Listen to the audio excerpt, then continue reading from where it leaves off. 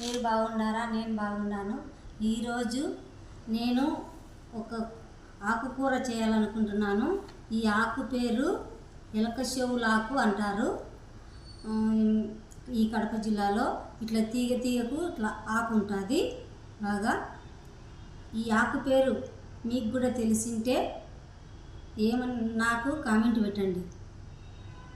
ఇక్కడ కడప జిల్లాలో ఎలక చెవులాకు అంటారు. ఇది తాలింపు చేసుకుంటే బాగుంటుంది. చేసి చూపిస్తాను. ఈ ఎలక చెవులాకు ఇట్లా తీగ వండుకోకూడదు. ఇట్లా ఒక్కొక్క ఆకు ఇట్లా నీట్గా ఇట్లా ఒలుచుకోవాలన్నమాట. చూడు, నీట్గా ఇట్లా ఒలుచుకోవాలి. ఈ తీగ అనేది ఇట్లా పడేసేయాల. ఆకు ఇలాగా ఒలుచుకోవాలి. ఎలక చెవులాకును 2-3 సార్లు కడుక్కొని నీట్గా కొంచెం ఉప్పు వేసుకొని ఉడకబెట్టుకుందాము. ఇది నూనెలో మగ్గించేదానికి కాదు, ఇది కంపల్సరీగా ఉడకబెట్టాలి. 2-3 సార్లు ఆకు నీట్గా కడుక్కున్నాను. కొంచెం నీళ్ళు పోసుకుందాము ఆకు ఉడికేదానికి. చాలు.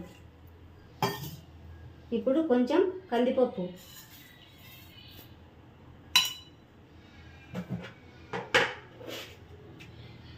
కొంచెం రాళ్ళుప్పు,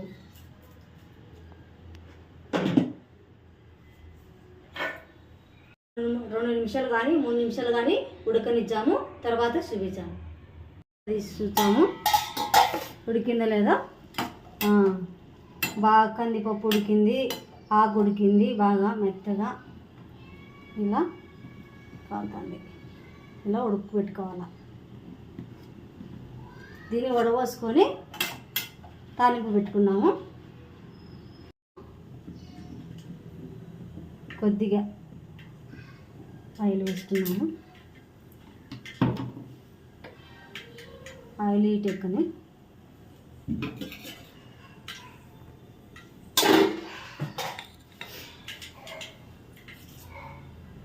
వేసుకున్నాము. పొట్టిమిరపకాయ, కరివేపాకు, ఎర్రగడ్డ వేసుకున్నాము.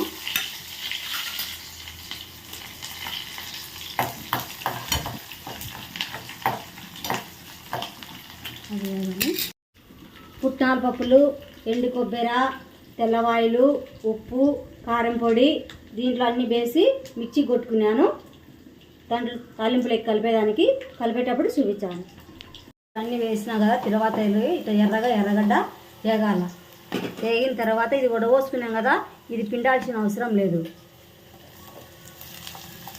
కందిపప్పు వేసినాం కాబట్టి పిండకూడదు. ఆకు ఇది జస్ట్ గ్లాస్ నీళ్ళు పోసుకొని ఆ నీళ్ళు పారవేయాలని. ఈ వంట ఇప్పుడుది కాదు. ఈ ఆకు చేసుకునేది ఈ కాలంలో ఇది చేసుకుంటారో లేదో నాకు తెలియదు. అప్పుడు మా అమ్మ, మా అవ్వ వాళ్ళు చేసినారు ఈ కూర. ఈ మోకాళ్ళ నొప్పులకు, కిడ్నీలకు, వాతమున్నా ఈ ఆకు తింటే మోకాళ్ళ నొప్పులు, వాపులున్నా ఇది తింటే ఈ ఆకు గట్టితనం అన్నమాట. ఈ ఆకు అందుకోసమే నేను నీళ్ళు పోసి ఉడకబెట్టిన. మనకు శరీరంలో గట్టితనం వచ్చాది నరాలకు. దీంతో నీరు శాతం అంతా ఈడిపోయింది తర్వాతలోనే పోపులోనే. ఇప్పుడు మనము చల్లుకున్నాం.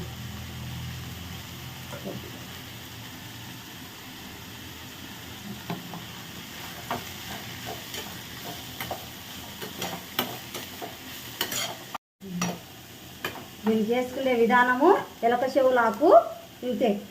మీరు ఈ ఆకును అక్కడ ఏమంటారో ఈ కడప జిల్లాలో మటుకు ఇది ఎలక చెవులాకు అంటారు. మీరేమంటారో నాకైతే తెలియదు. మీరు నాకు కామెంట్లో పెట్టండి. ఇంతే. నేను